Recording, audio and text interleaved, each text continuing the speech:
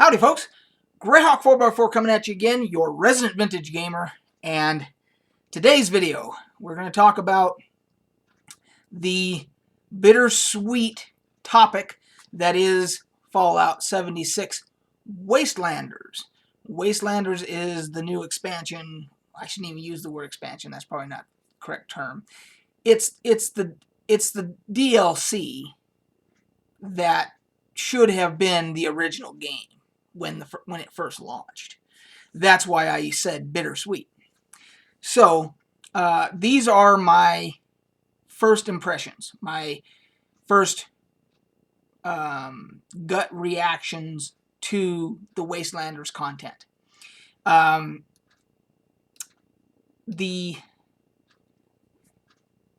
will give it an overall score of probably a B. The actual update itself is very good. It's very frustrating to have to make commentary for this game, because we all know that this is what the game should have been at launch. And there is much room for improvement, of course, even from the state that it's in now. There are some bugs that still persist. They have fixed a great number of the bugs that I first experienced the first time I played it.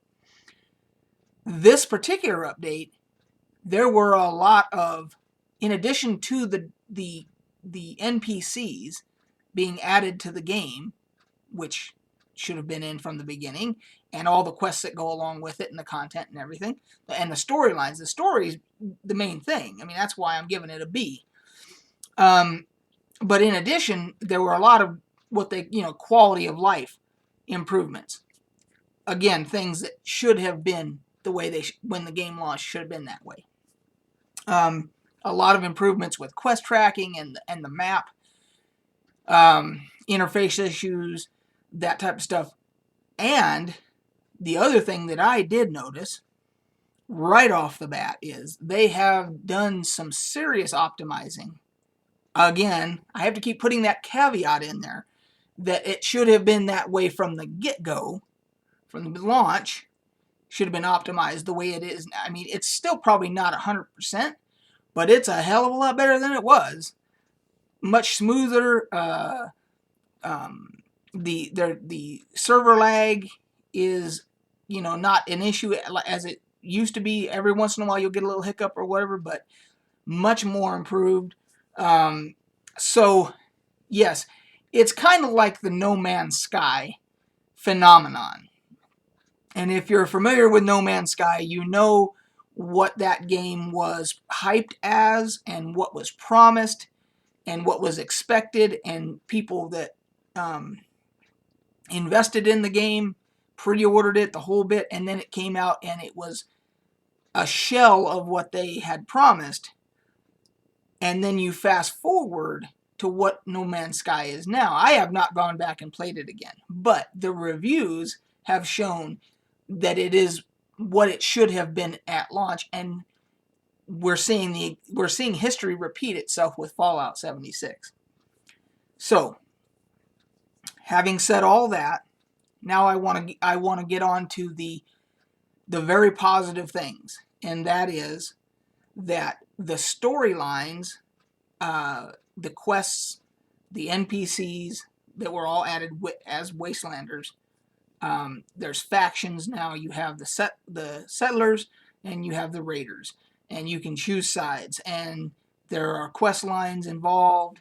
And the thing that I do like is how they did integrate the timeline properly, at least for where I am. I'm around level 30, and the NPCs are reacting to where I am in the game, because I haven't finished the original content, before Wastelanders, and they seem to recognize that, because they're not referencing things that I have yet to do in the main storyline. So, at least for me, now maybe somebody else will have different experiences, their mileage may vary, whatever. But for me, it seems to there's continuity, good continuity. So yes, I would give it a B at this point. Now, I'm not done with the content. This is just initial reactions. I've played a few hours of it.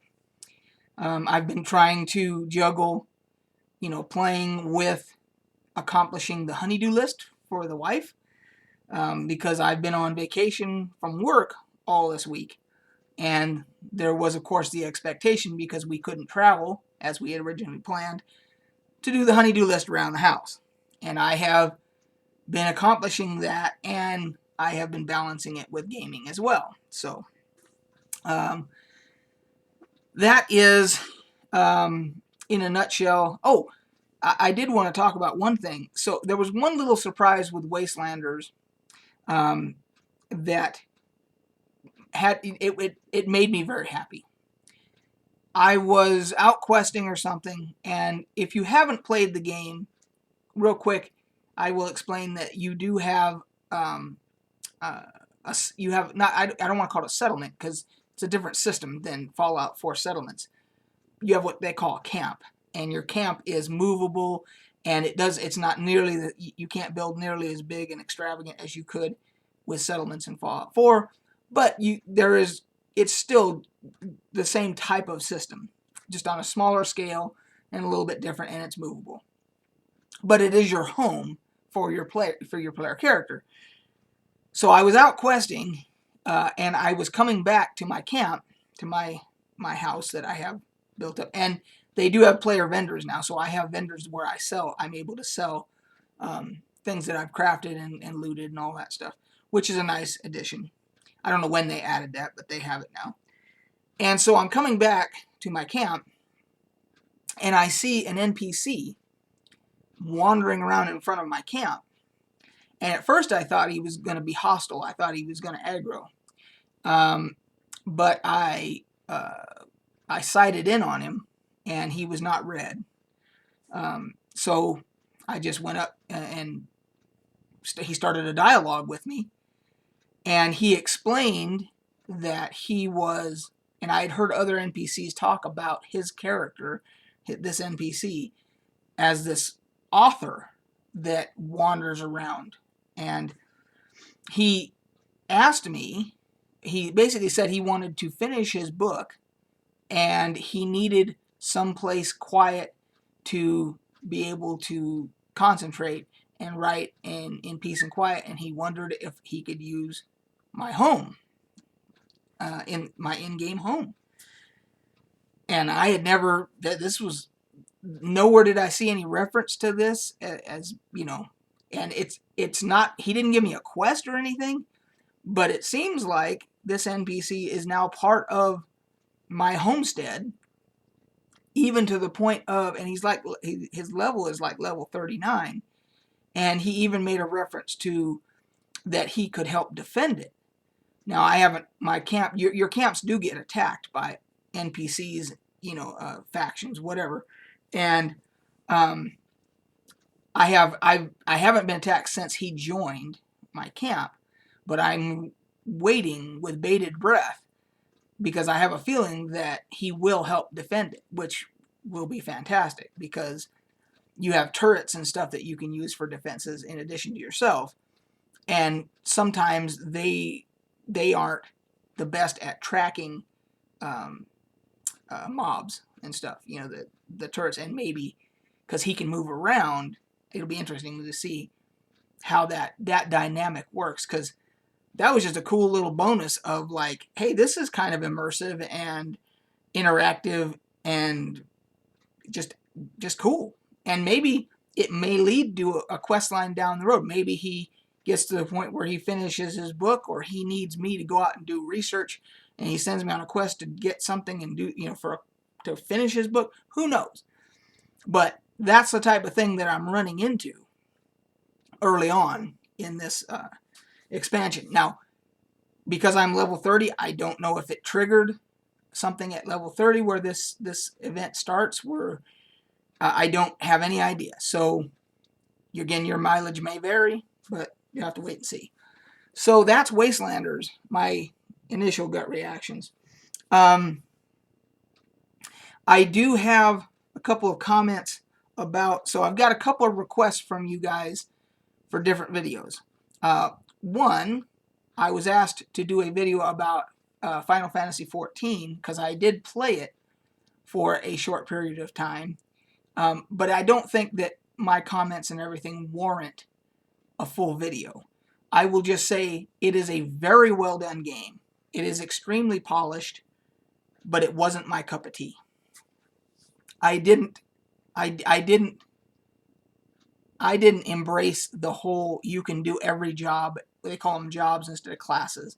That you can do every job in the game, and you just have to hit a button and change from being, you know, whatever, an alchemist to, you know, being an archer or whatever. And there's different outfits for each job, and the systems are all, it all works very well. I couldn't wrap my head around having a character be able to do all those different things.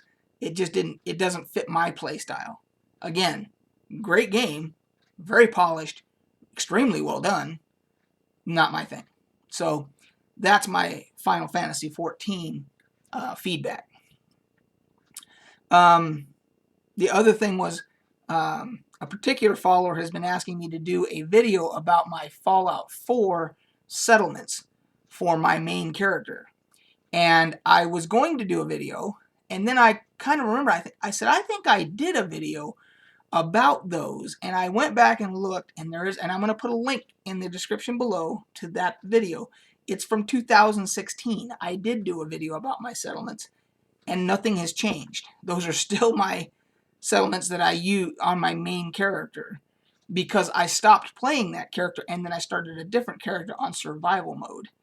And that particular character doesn't have big settlements or anything, you know, fancy to show off. So, so for the person that requested that, the link is down below. Those are still my settlements. So if you want to see it, you can check out that video.